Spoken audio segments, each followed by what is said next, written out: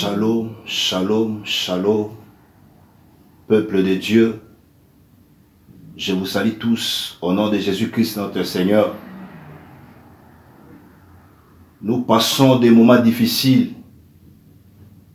Le monde traverse un moment crucial. Bien dans le Seigneur, où Dieu veut savoir le vrai enfant de Dieu. Nous sommes dans le moment où, bien-aimés dans le Seigneur, nous devons rester fermes dans le Seigneur. Le moment où le monde traverse, bien-aimés, le monde cherchera les enfants de Dieu. Et Dieu veut que ses enfants restent fermes en lui. Le monde va nous proposer beaucoup de choses. Si tu n'es pas avec le Seigneur, si tu n'es pas assis à la parole de Dieu, bien-aimé, tu vas trébucher.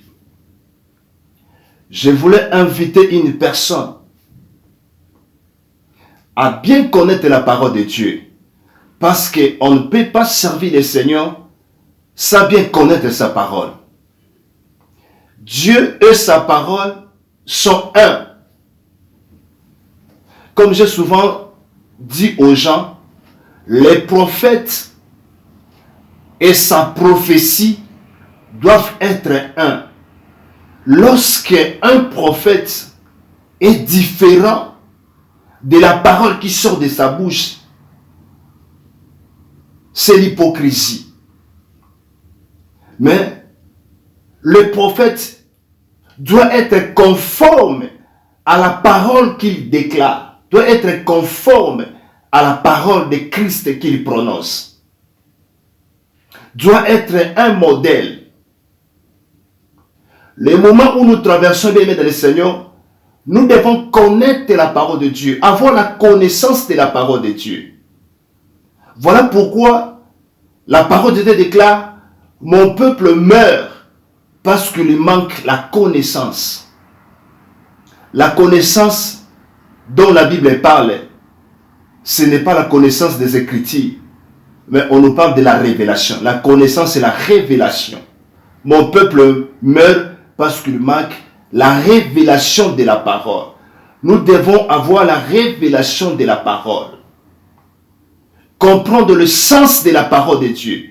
Pourquoi cette parole parle de ceci? Quelle est la pensée cachée de Dieu dans ces passages, dans ces versets? Quelle est la pensée véritable de Dieu? Si bien aimé dans le Seigneur, nous ne connaissons pas la pensée véritable, la pensée cachée de Dieu. Dans la Bible que nous lisons, bien aimé, nous allons trébucher. Nous allons trébucher si nous ne connaissons pas. Voilà pourquoi, avant de méditer la parole de Dieu, nous devons d'abord inviter le Saint-Esprit. Que le Saint-Esprit soit là. Que le Saint-Esprit puisse t'assister. Que le Saint-Esprit puisse te révéler la pensée de Dieu. On ne lit pas la parole de Dieu comme on lit un journal. Mais on lit la parole de Dieu avec la complicité du Saint-Esprit. Bien-aimé, prends ton temps avant de méditer la parole de Dieu. De prier le Seigneur. Que le Saint-Esprit soit là. Même pour un prédicateur. Même pour un homme de Dieu. Avant de prêcher. Quand tu veux préparer une prédication que tu vas donner aux enfants de Dieu. Vous devez d'abord prendre le temps de prier. De chercher le Seigneur. Voilà pourquoi aujourd'hui, il y a tellement de prédications d'hérésie. Les gens prêchent l'hérésie. Et il y a des enfants de Dieu qui lisent la parole de Dieu dans l'erreur, car l'hérésie c'est l'erreur. Il y a des enfants de Dieu qui lisent la parole de Dieu dans l'erreur, qui comprennent mal. Lorsqu'on comprend mal la parole de Dieu, on mettra mal la parole de Dieu en pratique. Donc, on est perdu. Lorsqu'on comprend mal les Écritures, on mettra mal la parole de Dieu en pratique et on est perdu. C'est ça l'ignorance, c'est ça l'hérésie. Bien-aimés dans le Seigneur, il y a beaucoup de gens qui interprètent la parole de Dieu d'une façon littéraire. C'est ça qui amène aux gens dans les récits, sur le terrain des récits. On ne peut jamais interpréter la parole de Dieu d'une manière littéraire. Lorsqu'il y a des gens qui disent qu'il faut boire, c'est bien. Boire du vin, c'est bien. Si c'était mauvais, mais Jésus n'allait pas changer l'eau en vin. Donc, il y a des gens qui lisent la parole de Dieu. Lorsqu'ils voient, on a écrit les mots vin. Pour eux, c'est le jus des raisins. Donc, nous sommes obligés à prendre du vin. Sans connaître le vin signifie quoi? Quelle est la pensée de Dieu? Quand Dieu changea l'eau en vin, il veut nous apprendre quoi? Il veut nous enseigner quoi? Et c'est pour cela même les serviteurs de Dieu prennent le vin. Parce qu'ils disent que Dieu, Jésus, a changé l'eau en vin. C'est l'hérésie. Bien-aimés, lorsque Jésus a dit aux gens, vous avez besoin de miracles. Regarde-moi ce peuple. Il dit au peuple, regardez le temple. Tout le monde s'est tourné pour regarder le temple. Et Jésus dit, détruisez-moi ce temple. Je le rebâtirai dans 3 jours. Bien-aimés, tous étaient scandalisés.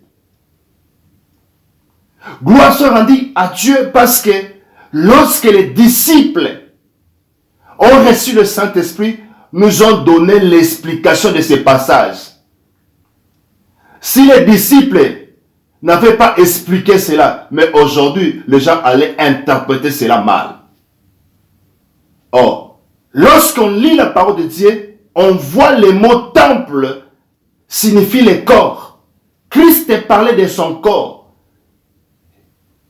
Il sera dans les tombeaux. Et le 3e jour, il sera ressuscité. Il parlait de sa mort et de sa résurrection. Nicodème auprès de Jésus, il a dit, Seigneur, que dois-je faire pour hériter le royaume des cieux? Écoutez la réponse de Christ. Il faut que tu naisses de nouveau. Il faut que tu naisses de nouveau. Littéralement, il faut que tu naisses de nouveau. Voilà pourquoi Nicodème a voulu interpréter cela d'une manière littéraire. Maître, il faut que je retourne ou j'entre dans le ventre de ma mère pour renaître de nouveau. Christ a dit, oh, toi qui es docteur, toi qui es enseignant, comment est-ce que tu ne connais pas ces choses? Parce que Christ ne parlait pas de cette naissance retournée dans le ventre. Il parlait du baptême d'eau. Là, au moins, on a l'explication. Si Christ, si les disciples ne nous avaient pas donné l'explication que c'est le baptême d'eau, aujourd'hui, les gens auraient interprété cela mal. Bien-aimés, je voulais parler une chose dans le livre de Genèse, à partir du chapitre 37, et vous descendez jusqu'au chapitre 41. On nous parle de l'histoire de Joseph. Joseph qui était aimé de son père. Joseph qui recevait des songes, des visions nocturnes qui venaient de Dieu. C'était la position, c'était la pensée de Dieu. Ce que Dieu pensait pour Joseph. La position future de Joseph. Il serait élevé au-dessus de ses frères.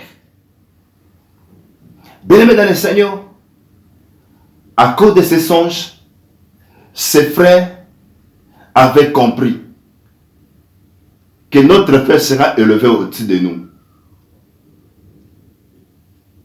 Parce que aussi notre père l'aimait, nous allons les tuer. Nous connaissons l'histoire. Allez les lire s'il vous plaît. Et jusqu'à ce que Joseph était jeté dans la pluie et après retiré, vendu. Joseph se retrouvant dans la maison de Potiphar, l'officier du roi. C'est là où Joseph travaillait. Mais la femme de Potiphar dérangeait Joseph de sortir avec elle. Parce que Joseph connaissait l'Éternel. Parce que Joseph était obéissant, avait la crainte de l'Éternel, Joseph refusa la proposition de la femme de Potiphar. Et cela l'a amené dans la prison, jeté dans la prison. La Bible dit, Joseph était oublié. Quand on parle d'oublié dans la prison, ça veut dire rester là jusqu'à la mort. Mais lorsque Joseph un jour reçut le serviteur du roi, qui était un échanson et un panatier, celui qui sert le roi le vin ou de l'eau, tout ce qui est liquide, et celui qui sert le roi tout ce qui était à manger, la nourriture. Ils étaient jetés dans la prison. Et dans la prison, ils avaient reçu des songes. Et Joseph interprétait leurs songes. C'est pour cela qu'ils étaient sortis un jour. La Bible parle 2 ans après. 2 ans après que Pharaon reçut un songe. Et ce songe troubla son cœur. Il désirait avoir l'explication, nécessairement, obligatoirement, l'explication de ces songes. Et il y avait dans le pays personne qui pouvait interpréter les songes. C'est pour cela, l'homme qui était sorti de la prison, il a dit non. J'avais laissé quelqu'un dans la prison qui s'appelle Joseph. Il interprète les songes. On a fait appel à Joseph et Joseph était là, devant les rois. Joseph donna au roi l'explication des songes. Et le roi a élevé Joseph au rang de premier ministre responsable. Nous connaissons l'histoire. Bien-aimés, je voulais dire ceci.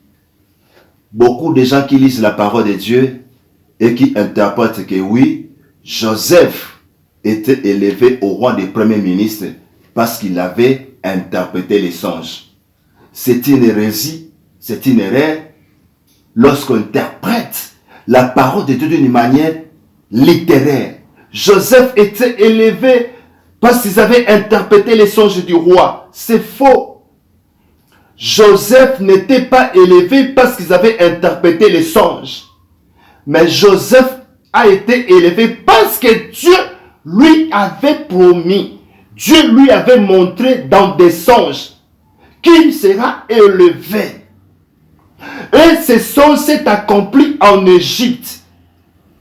Ce n'est pas Pharaon qui a élevé Joseph, mais parce que Dieu lui avait promis.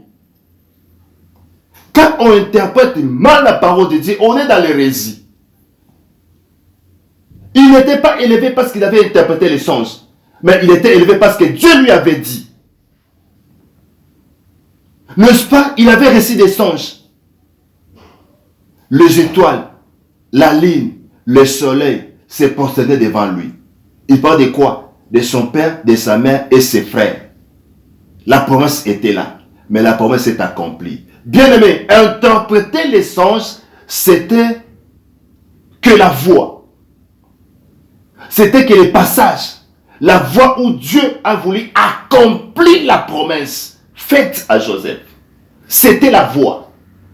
Et cette voie-là, non seulement l'interprétation des songes du roi, mais aussi c'est l'interprétation des songes des panatiers et des chansons. Non seulement ça, Dieu a utilisé aussi la femme de Potiphar pour que Joseph arrive là, pour que la promesse s'accomplisse. Dieu a utilisé aussi la femme de Potiphar. Parce qu'il devait se retrouver dans la prison. Là où il devait rencontrer les chansons et les panetiers. Donc, ce sont des voies pour que Dieu accomplisse sa promesse. On est là parce que Dieu nous avait promis qu'on sera là.